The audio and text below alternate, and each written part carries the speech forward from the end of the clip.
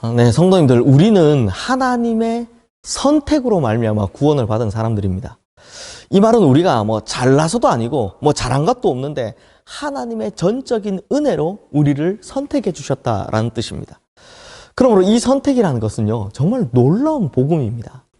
그리고 하나님의 선택이라는 복음이 온 세계로, 모든 민족에게로 점점점 확장돼 나가는 것을 볼 수 있습니다. 그리고 이 일에 가장 크게 쓰임을 받은 사람이 바로 사도 바울이죠.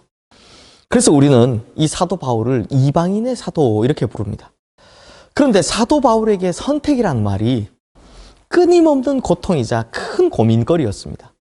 왜냐하면 어제 말씀드린 것처럼 바로 자신의 동족인 유대인들, 이 이스라엘 백성들이 십자가의 복음을 거절했기 때문입니다.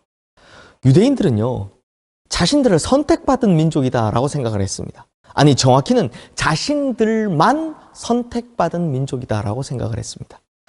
혈통적으로는 아브라함과 이삭과 야곱의 자손이기 때문에 또 자신들만 하나님께 특권을 받은 민족이기 때문에 선택에 대해서만큼은 확실하게 자부하고 있었던 것이죠. 그러다 보니 유대인들은 하나님의 율법을 지켜야만 구원을 받는다. 자기들이 받은 이 율법을 지켜야만 구원을 받는다라고 고집을 부리고 있습니다. 이 말은요, 하나님의 율법을 받은 자신들만 구원받는다라는 뜻입니다. 그래서 유대인들은 하나님의 율법이 없는 저 이방인들은 하나님께서 지옥의 불쏘시개로 쓰려고 만들었다라고 생각을 했고, 실제로 랍비들이 그렇게 가르치고 있습니다. 그렇기 때문에 유대인들은 하나님의 율법이 아닌 오직 예수 그리스도의 십자가로 이 복음을 믿기만 하면 모든 사람이 다 구원받는다라는 이 복음이 너무너무 싫었습니다. 나만 선택받았는데 이 선택이 다른 모든 사람들에게까지 다 펼쳐지는 것이 싫었던 것이죠. 그래서 그들은 이 복음을 거절할 뿐만 아니라 이 복음을 전하는 사도 바울을 말할 수 없이 핍박했다라는 것입니다. 그런데 성도님들, 실제로 유대인들은 하나님께서 선택하신 백성이 맞습니다. 이것은 틀림없는 사실입니다. 그래서 그들은 하나님의 자녀라는 직분을 받았고 하나님의 영광을 보았습니다. 하나님께서는 그들에게 믿음의 조상을 주셨고 또 언약도 주셨으며 율법도 주셨고 또 하나님께 예배드리는 법도 가르쳐 주셨습니다. 심지어 예수 그리스도께서도 역시 유대인의 혈통에서 태어나셨습니다. 어제 우리가 본 대로 로마서 9장 4절에서 5절 말씀에 나오는 것처럼 양자됨, 영광, 언약, 율법을 세우신 것, 예배, 약속, 조상, 그리스도의 혈통, 이 모든 것이 바로 선택된 이스라엘 백성들이 하나님께로부터 받은 특별한 은총이자 특권이었다라는 것입니다. 그런데 어떻게 하나님의 선택이 취소될 수 있는지, 하나님이 택하신 백성이 어떻게 하나님의 복음을 거절할 수 있는지, 그것이 항상 사도 바울의 의문이었다는 것입니다. 물론 유대인들을 향한 하나님의 선택이 취소된 것은 아닙니다. 오늘 본문 8절 말씀에 이렇게 기록되어 있죠. 곧 육신의 자녀가 하나님의 자녀가 아니요 오직 약속의 자녀가 씨로 여기심을 받느니라. 이것이 무슨 말이냐면 하나님께서 이스라엘 민족을 선택하신 것은 혈통으로 선택하신 것이 아니라 약속으로 선택하셨다라는 것입니다. 로마서 9장에 보면 이 아브라함, 이삭, 야곱, 모세 그리고 이사야 등등 이스라엘의 역사적인 인물들이 쭉 나오면서 자칫하면 이것이 혈통적인 선택이구나 라고 생각할 수 있겠지만 이 이야기를 시작하는 6절과 7절 말씀에 확실히 못 박아두고 시작합니다. 이스라엘에게서 난 그들이 다 이스라엘이 아니요 또한 아브라함의 씨가 다 그의 자녀가 아니다라고요. 자, 그렇다면 성도님들, 앞서 본 내용들, 그러니까 하나님께서 유대인들을 하나님의 자녀 삼으시고 영광도 보여주시고 말씀도 주시고 율법과 예배도 주신 그 이유가 무엇이겠습니까? 즉 이들을 먼저 선택하신 이유가 무엇이겠습니까?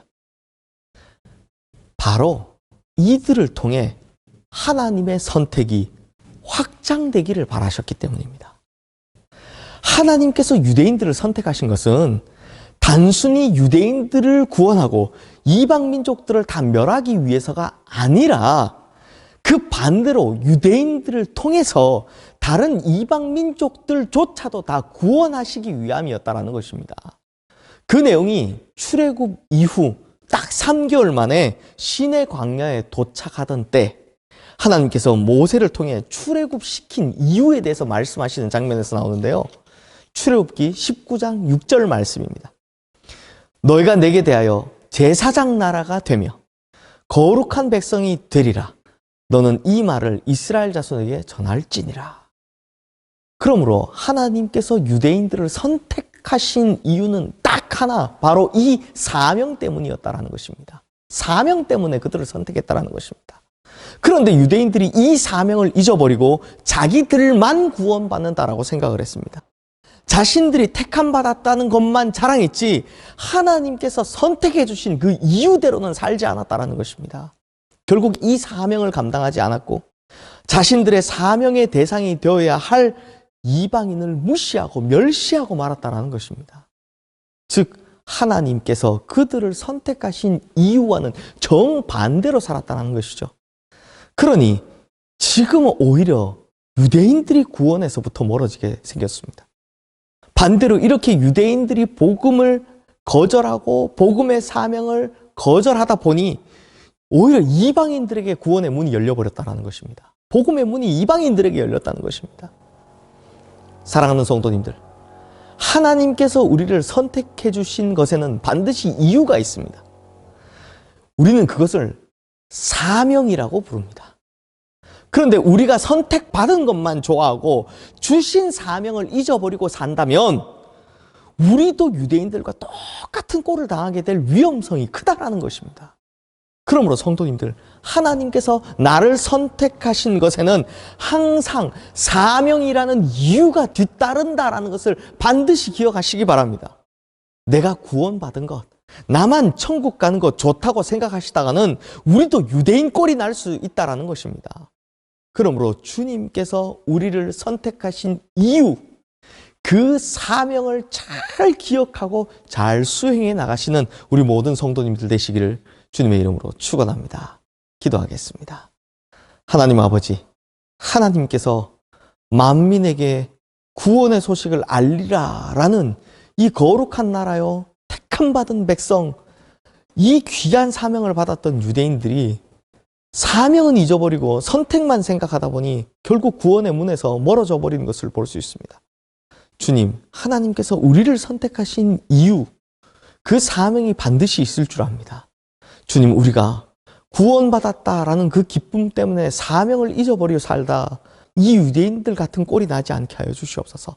주님께서 나를 선택하셨다면 그 선택의 이유가 있음을 알고 그 사명 다하는 삶을 살아가게 하여 주시옵소서.